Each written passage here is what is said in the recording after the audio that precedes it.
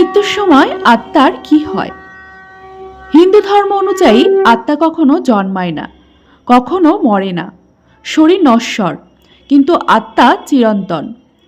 গীতায় বলা হয়েছে, যেমন মানুষ পুরনো কাপড় ত্যাগ করে নতুন কাপড় পরিধান করে, তেমনি আত্মা পুরনো দেহ ত্যাগ করে নতুন দেহ ধারণ করে।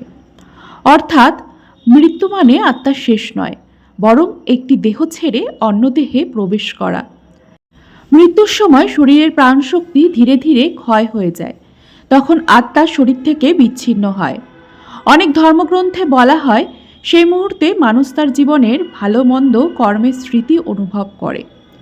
যে ব্যক্তি সৎকর্ম, ভক্তি ও মানব সেবায় জীবন কাটায়, তার আত্মা শান্তিপূর্ণভাবেই দেহ ত্যাগ করে। কিন্তু যে ব্যক্তি পাপ, হিংসা ও অন্যায়ে লিপ্ত থাকে, তার আত্মা অনেক সময় অশান্ত অবস্থায় দেহ ছাড়ে। হিন্দু মতে মৃত্যুর পর আত্মার তিনটি প্রধান পথ হতে পারে। এক, স্বর্গলোক। যারা জীবনে বেশি পুণ্যকর্ম করে, দান করে, সত্যের পথে চলে, তারা স্বর্গলোকে গমন করে। সেখানে তার সুখ, শান্তি ও আনন্দ ভোগ করে।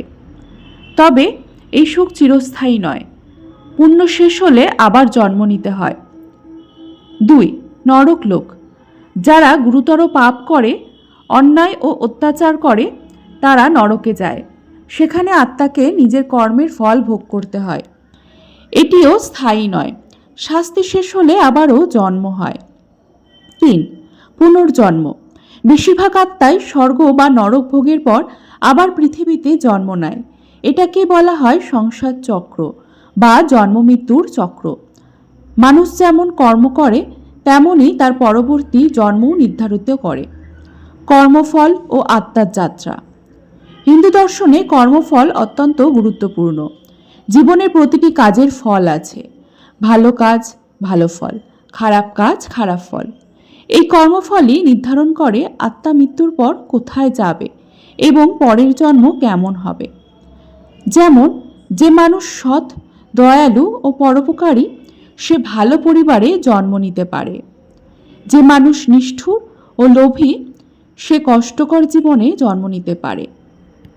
সবচেয়ে বড় লক্ষ্য হল মোক্ষ বা মুক্তি।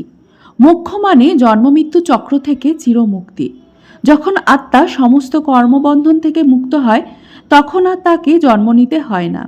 সে পরমাত্মার সঙ্গে মিলিত হয়, মোক্ষ লাভ হয় ভক্তির মাধ্যমে, জ্ঞানের মাধ্যমে, নিষ্কাম কর্মের মাধ্যমে। ঈশ্বরের স্মরণে জীবন কাটালে যারা সত্যিকারের ঈশ্বর ভক্ত, তারা শেষ জীবনে মোক্ষ পর্যন্ত লাভ করতে পারে। আত্মা কি ভূত হয়? অনেকের মনে করেন আত্মা মৃত্যুর পর ভূত হয়ে যায়। শাস্ত্র অনুযায়ী কিছু ক্ষেত্রে যদি মানুষের মৃত্যু খুব আকস্মিক হয়, আত্মা সম্পূর্ণ বাসনা নিয়ে মারা যান বা শেষকৃত্য ঠিকমতো হয় না, তাহলে আত্মা কিছু সময় অশান্ত থাকতে পারে। তবে সব আত্মাই ভূত হয় না, এটি খুব বিরল ঘটনা। অন্যান্য ধর্মেও মৃত্যুর পর আত্মা নিয়ে আলাদা ধারণা আছে। ইসলাম ও খ্রিস্ট ধর্মে বলা হয়, মৃত্যুর পর আত্মা বিচার দিনের জন্য অপেক্ষা করে। বৌদ্ধ ধর্মে আত্মার পরিবর্তে চেতনার পুনর্জন্মের কথা বলা হয়েছে। তবে সব ধর্মেরই একমত, মৃত্যু জীবনের শেষ নয়। মৃত্যুর পর আত্মার ভবিষ্যৎ ভাবলে আমরা কয়েকটি গুরুত্বপূর্ণ শিক্ষা পাই। 1, সৎ জীবনযাপন করা উচিত। 2, অন্যায় থেকে দূরে থাকার দরকার। 3, মানুষের উপকার করা উচিত। 4, অহংকার ত্যাগ করার প্রয়োজন। 5, ঈশ্বরের স্মরণে থাকার দরকার, কারণ আজকের কাজই আগামী জীবনের ভিত্তি।